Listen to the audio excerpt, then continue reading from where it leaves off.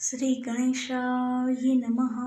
આજના વિડીયોમાં આપણે સાંભળીશું શ્રાવણ માસના શુક્રવારનું વ્રત માં જીવંતિકા માની વ્રત કથા. આપને આ વિડીયો પસંદ આવે તો લાઈક કરજો, શેર કરજો અને મારી ચેનલ સબસ્ક્રાઈબ કરજો. એક નગર હતું. નગરનો રાજા ખૂબ જ દયાળુ અને પ્રજાપાલક હતો. તે પોતાની પ્રજાને પુત્રની માફક જાળવતો હતો. પ્રજા સુખી તો પોતે સુખી અને પ્રજા દુઃખી તો પોતે દુઃખી તેવું તે માનતો હતો. આ રાજાને ત્યાં ધોમધોમ સાહેબી હતી, પરંતુ ભગવાને તેમને ઘેર શેર માટીની ખોટ મૂકી હતી. તેથી ચિંતામાં ને ચિંતામાં રાજા રાણી બંને સુકાતા હતા. એક વખત રાણી રાજમહેલમાં ઉદાસ મને બેઠા હતા. ત્યાં તેમની દાસી આવી. દાસીએ રાણીને ઉદાસ જોઈ પૂછ્યું, રાજમાતા, આજે તમે ઉદાસ કેમ બેઠા છો? તમારી ઉદાસીનું કારણ મને નહીં કહો? ત્યારે રાણીએ કહ્યું, દાસી, પ્રભુએ મને ધન દોલત આપી છે, પરંતુ તેનો વાપરનાર નથી આપ્યો. તેની મને ખૂબ જ ચિંતા થાય છે. આ સાંભળી દાસીએ કહ્યું, રાણીજી, આપ મારું કહ્યું કરો. આજથી તમે સગર્ભા છો તેવું જાહેર કરો, પછીનું હું સંભાળી લઈશ. આ દાસી ગામમાં સુયાણીનું કામ કરતી હોવાથી ગામમાં કયા વખતે કોને સુવાવડ આવવાની છે તે તેને ખબર રહેતી. રાણીને 9 માસ પૂરા થતાં એક બ્રાહ્મણના ઘેર જન્મેલું બાળક લાવી આપ્યું અને રાણીની ગોદમાં સુવડાવી દીધું અને સવારના પહોરમાં વધામણી આપી કે રાણીને પુત્રનો જન્મ થયો છે. તેથી રાજાએ તો ગરીબ અને બ્રાહ્મણોને અન્નદાન, વસ્ત્રદાન વગેરે છૂટે હાથે આપવા માંડ્યું અને પુણ્યના માર્ગે પ્રભુએ આપેલો પૈસો વાપરવા માંડ્યો. આખા નગરમાં ખૂબ જ આનંદ વર્તાઈ ગયો. નગરમાં મીઠાઈઓ વેચાઈ અને ખૂબ જ ધામધૂમ મચી ગઈ. જ્યારે બીજી બાજુ સુયાણીના કાવતરાથી બ્રાહ્મણીના ઘરમાં રોકકળ મચી ગઈ, કારણ કે પોતાનું બાળક કોઈ ઉપાડી ગયું હતું. પરંતુ આ બ્રાહ્મણી માતા જીવંતિકાનું વ્રત કરતા હોવાથી મા જીવંતિકા તેના બાળકનું રક્ષણ કરવા રાજમહેલમાં આવતા હતા અને બ્રાહ્મણીને પણ વિશ્વાસ હતો કે મારો પુત્ર જ્યાં હશે ત્યાં માતા જીવંતિકા તેનું જરૂર રક્ષણ કરતા હશે. આ બાજુ બ્રાહ્મણનો પુત્ર રાજમહેલમાં રાજકુમાર તરીકે દિવસે દિવસે મોટો થવા લાગ્યો. રાજકુમાર બધી જ વિદ્યામાં ખૂબ જ પ્રવીણ હતા. એક સમયે રાજાનું અવસાન થતાં તેના પિતાનું રાજ્ય તેને મળ્યું. તે પણ પોતાના પિતાની જેમ પોતાની પ્રજાને પુત્રની માફક સાચવતો હતો. તેણે પોતાના પિતાનું શ્રાદ્ધ કરાવવા ગયાજી જવાનો વિચાર કર્યો. તેથી તેની માતાની રજા લઈ પિતાનું શ્રાદ્ધ કરવા ગયાજી ચાલી નીકળ્યો. તે ચાલતો ચાલતો જ્યાં રાત પડી ત્યાં વિસામો લેતો સવારે આગળ ચાલી નીકળતો હતો. એક દિવસ એક ગામમાં રાત પડી. તેણે ગામમાં રહેવાનો વિચાર કર્યો.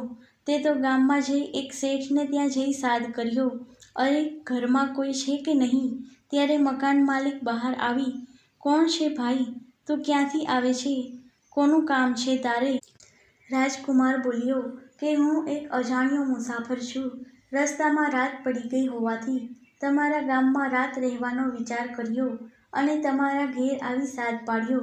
આજની રાત મને રહેવા દો તો તમારી મોટી મહેરબાની માનીશ. હું ઉજ્જૈન નગરીથી આવું છું. સવારે ચાલ્યો જઈશ. શેઠ કહે, ખુશીથી રહે ભાઈ, આ તારું જ ઘર છે. એમ કહીને તેનો સત્કાર કર્યો અને તેને જમવા રસોઈ બનાવી જમાડ્યો અને બહાર ઓટલા ઉપર પથારી કરી આપી. આથી રાજકુમાર થાક્યો પાક્યો હતો, તેથી ઘસઘસાટ ઊંઘી ગયો. આ બાજુ વાણિયાની વહુને સુવાવડ આવી હોવાથી તેના દીકરાની છઠ્ઠી હતી. અગાઉ વાણિયાના કુખે જન્મેલ દરેક બાળક 7મા દિવસની સવારે મરણ પામતા હતા. તેથી તેઓ ચિંતિત અવસ્થામાં સૂતા હતા. એમ કરતાં તેઓ પણ ઊંઘી ગયા. મધ્યરાત્રિએ વિધાતા વાણિયાના છોકરાના લેખ લખવા આવ્યા. ત્યારે બહાર સૂતેલ રાજકુમારનું માતા જીવંતિકા ઓશિકે ઊભા રહી રક્ષણ કરતા હતા. તેમણે વિધાતાને રોકીને કહ્યું કે બહેન, અત્યારે મધ્યરાત્રિએ તારું આગમન કેમ થયું? ત્યારે વિધાતાએ કહ્યું કે વાણિયાને ત્યાં દીકરો આવ્યો છે, તેથી આજે છઠ્ઠી છે, તેના લેખ લખવા આવી છું. ત્યારે માતાજીએ પૂછ્યું કે બેન, તેના લેખમાં તું શું લખીશ? વિધાતાએ કહ્યું કે આ છોકરો સવારે મરણ પામશે, ત્યારે જીવંતિકામાએ કહ્યું, જ્યાં મારી હાજરી હોય ત્યાં તો કોઈનું અમંગળ ન થાય, માટે તારે તેનું દીર્ઘાયુષ્ય લખવું પડશે. ત્યારે વિધાતાએ કહ્યું કે મારે તેના લેખમાં હોય તે જ લખવું પડે. માટે માતાજી બોલ્યા, તારી ઈચ્છા કદી પૂરી થશે નહીં, તારે દીર્ઘાયુષ્ય લખવું જ પડશે. વિધાતાએ જીવંતિકાના કહેવાથી બાળકનું દીર્ઘાયુષ્ય લખ્યું. સવારે વાણિયાના ઘરના ઉઠ્યા ત્યારે પોતાના બાળકને જીવતું જોયું ત્યારે તેના હરખનો પાર રહ્યો નહીં. આ જાણીને ઘરમાં બધાને આનંદ થયો. આ અગાઉ જન્મેલા દરેક બાળક 7મા દિવસના સવારે મરણ પામતા હતા. તેઓ પોતાના ઘેર આવેલા મુસાફરને સારા પગલાંનો ગણવા લાગ્યા. આથી તેઓ ખૂબ જ આદર સત્કાર કર્યો અને રાજકુમારે જવાની રજા માંગી ત્યારે તેને રહેવા માટે ખૂબ જ આગ્રહ કર્યો. ત્યારે રાજકુમારે કહ્યું કે હું મારા પિતાનું ગયાજી શ્રાદ્ધ કરવા જાઉં છું. હું જ્યારે મારા દેશમાં પાછો જઈશ ત્યારે તમારા ઘેર જરૂર આવીશ. જ્યારે બ્રાહ્મણ પુત્ર રાજકુમાર તેના પિતાનું બ્રાહ્મણીની મદદથી શ્રાદ્ધ પિંડદાન આપે છે ત્યારે તેને પાણીમાં એકને બદલે 2 હાથ દેખાય છે. તેનું રહસ્ય તેને સમજાતું નથી અને પંડિતોને કારણ પૂછ્યું તો ચૂપ રહ્યા. રાજકુમારે ખૂબ જ આગ્રહ કર્યો ત્યારે પંડિતોએ કહ્યું કે 1 હાથ કોઈ દેવીનો હોય તેવું લાગે છે. રાજકુમારે શ્રાદ્ધ કર્યા બાદ લગભગ 1 વર્ષ જેટલો સમય તીર્થયાત્રામાં ગાળ્યો અને પછી ઘેર જવા નીકળ્યો, પરંતુ મનમાં પેલા 2 હાથની શંકા જતી નથી. એક પછી એક ગામ વટાવતો પેલા વાણિયાના ગામમાં આવ્યો અને વાણિયાના ઘેર ગયો ત્યારે પણ તેની પત્નીને બીજો પુત્ર જન્મ્યો હતો. તેની છઠ્ઠી હતી. વિધાતા આજે લેખ લખવા આવવાના હતા. ખરા સમયે રાજકુમારને આવેલો જોઈ વણિક શેઠને તો આનંદ થયો. તેણે રાજકુમારનો આદર સત્કાર કર્યો. રાજકુમાર રાત્રે ઘરના ઓટલા ઉપર પથારી કરી સૂતો હતો અને માતા જીવંતિકા રાજકુમારનું રક્ષણ કરતા હતા. આજે પણ વિધાતા દેવી છઠ્ઠીના લેખ લખવા આવ્યા ત્યારે માતાજીએ આડું ત્રિશૂળ ધર્યું અને પૂછ્યું, આજે કેમ તારું આગમન અહીંયા છે? ત્યારે વિધાતા દેવીએ કહ્યું કે આજે વાણિયાના દીકરાની છઠ્ઠી છે, તેથી લેખ લખવા આવી છું. પણ મોટી બહેન, આજે તમને અહીંયા જોઈ મને ખૂબ જ નવાઈ લાગી છે. તમારું અહીંયા હાજર રહેવાનું કારણ મને કહો. જીવંતિકા માએ કહ્યું કે હે બહેન, આ રાજકુમાર સૂતો છે તેની મા મારું વ્રત કરે છે અને જે સ્ત્રી શ્રદ્ધાપૂર્વક વ્રત કરે છે તેના બાળકનું રક્ષણ કરવાની મારી ફરજ છે. આથી મારી હાજરી અહીંયા છે. હે બહેન, તું મને કહે કે છોકરાના લેખમાં શું લખવાની છે?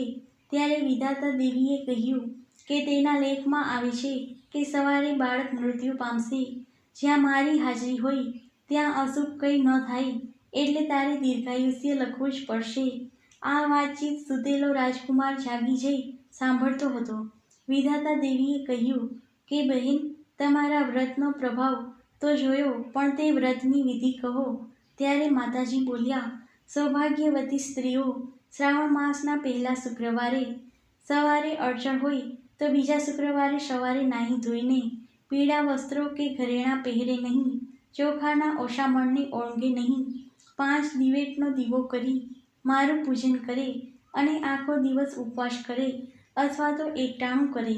તેના બાળકનું હું સદા રક્ષણ કરું છું, પણ તું વાણિયાના છોકરાનું દીર્ઘાયુષ્ય લખવાનું ભૂલતી નહીં.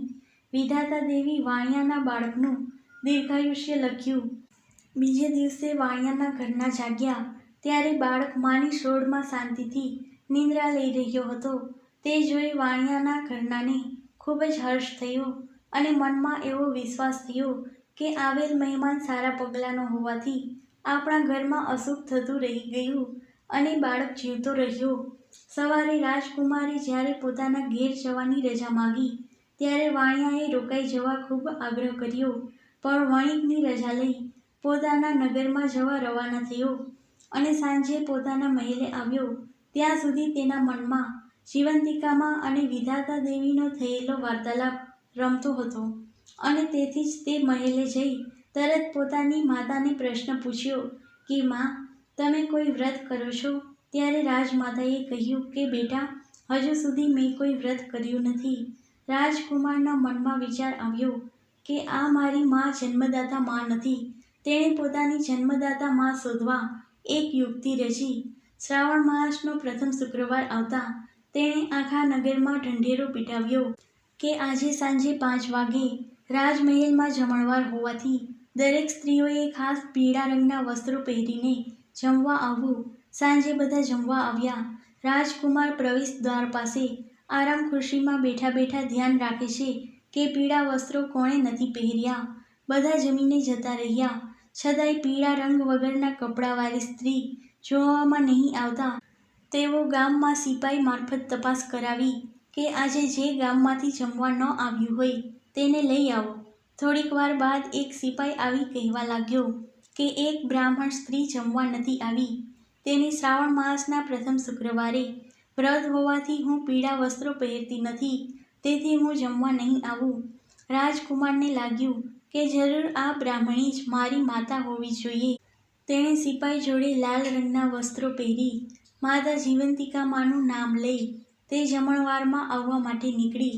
રાજમહેલમાં પ્રવેશદ્વાર પાસે પહોંચી રાજકુમાર આરામ ખુરશીમાં બેઠો હતો. તેને જોતાં જ તેના ધાનમાંથી દૂધની સેર છૂટી અને રાજકુમારના મોઢામાં જઈને પડી. તરત જ રાજકુમાર માં કહીને તેને ગળે વળગી પડ્યો. પછી તે પોતાની માતાને મહેલમાં લઈ ગયો અને કહ્યું કે માં, તું મારી જન્મદાતા માં છે. આજથી તારે મારા મહેલે રહેવાનું. આમ કહી પોતે ગયાજી ગયો હતો અને જીવંતિકામાં અને વિધાતા દેવી વચ્ચે થયેલી વાત કરી સંભળાવી. બ્રાહ્મણીને હવે ખ્યાલ આવ્યો કે દાયણે કપટ કરી પોતાની ગોદમાંથી બાળકને ઉઠાવી રાણીની ગોદમાં સુવાડી દીધો હશે અને દાયણે રાણીને પુત્ર ન હોવાથી ધનની લાલચે આ કામ કર્યું હશે તેવું તેના મનમાં થયું. જે થયું તે સારા માટે, કારણ કે આજે તેનો પુત્ર ઘેર હોત તો મોટો રાજા ન બની શક્યો હોત અને માતા જીવંતિકામાને પ્રતાપે તેનો પુત્ર મોટો રાજા બન્યો. આમ માતા પુત્રનું મિલન પણ થયું. આ વાત રાણીને પૂછતા આ વાત સાચી છે તે કહી બતાવ્યું. જીવંતિકા માતાનો આવો પ્રભાવ નજરે નિહાળીને ગામની દરેક સ્ત્રીઓ જીવંતિકામાનું વ્રત કરવા તૈયાર થઈ અને રાજકુમારની માતા બ્રાહ્મણીને કહેવા લાગી કે બહેન, અમારે પણ આ જીવંતિકામાનું વ્રત કરવું છે તો તેની વિધિ કહો. બ્રાહ્મણીએ કહ્યું કે હે બહેન, તમે ઘણી જ ખુશીની વાત કહી જુઓ. જીવંતિકામાનું વ્રત શ્રાવણ માસના પ્રથમ શુક્રવારે કરવામાં આવે છે. તે દિવસે પીળા વસ્ત્રો કે ઘરેણાં પહેરવા નહીં, ચોખાનું ધોવારણ ઓળંગવું નહીં. સવારે વહેલા ઉઠી નાહી ધોઈને પવિત્ર થઈ માતા જીવંતિકા નામનો 5 દિવેટનો દીવો કરવો, માનું ધ્યાન ધરી અને પૂજન કરવું અને પોતાના બાળકનું રક્ષણ કરવા માટે પ્રાર્થના કરવી. ત્યારબાદ સાકર નાખેલો કંસાર ધરાવી તે ધરાવેલા કંસારનું એકટાણું ભોજન લેવું. આ વ્રત 5 વર્ષ, 7 વર્ષ કે 9 વર્ષ સુધી શ્રાવણ માસના શુક્રવારે કરવું. 9 વર્ષ બાદ વ્રતનું ઉજવણું કરવું. સ્ત્રી જો પૂર્ણ શ્રદ્ધાથી જીવંતિકામાનું વ્રત કરે તો માં તેના બાળકનું હંમેશા રક્ષણ કરે છે અને વિખૂટા પડેલા પોતાના સંતાનો આપોઆપ મળી આવે છે. મારો પુત્ર પણ મને જીવંતિકા માએ આપોઆપ પાછો મેળવી આપ્યો છે તે તમે બધા જાણો છો. માટે દરેક બહેનોએ જેટલા બને તેટલા શ્રાવણ માસના શુક્રવારે આ વ્રત કરવું. તમારા સર્વનું કલ્યાણ થશે. ત્યારથી દરેક સ્ત્રીઓ માતા જીવંતિકાનું વ્રત કરવા લાગી. હે જીવંતિકામાં, તમે જેવા બ્રાહ્મણીને ફળ્યા તેવા તમારું વ્રત કરનાર સર્વને ફળજો અને સર્વના બાળકોનું સદા રક્ષણ કરજો.